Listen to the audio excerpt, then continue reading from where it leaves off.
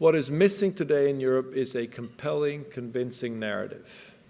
There is no story today as to why we need Europe. The story about we needed to avoid wars in the future, to prevent wars, doesn't quite hold anymore. It doesn't capture the imagination of the young people. So it seems to me that what we're going to have to see, and this has to come from the top, it has to come from the leadership driven by Mrs. Merkel and Mr. Hollande, is a narrative as to why this needs to be done. And I think the only narrative that you can really talk about in today's context is influence, is Europe's role in the world. If you go back to the foundation of the G7, in 1975, Rambouillet in France, Canada was there. Italy just slipped in as the 7th largest industrial power at that point.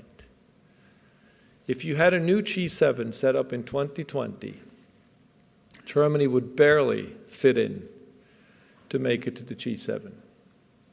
So the story for Europe has to be, and I think this will begin to kind of crystallize in the years to come, has to be that if Europe wants to continue to have a seat at the table in the global economy, it has no choice but to be unified.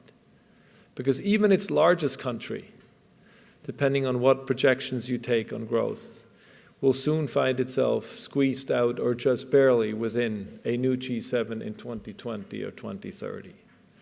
And somehow that has to become the narrative moving forward if Europe wants to sustain both the fundamental convergence that will continue to be painful and difficult for the next couple of years, and then build on that a step replacing the OMT, so to speak, as a quasi-mutualization towards something more formal and more lasting.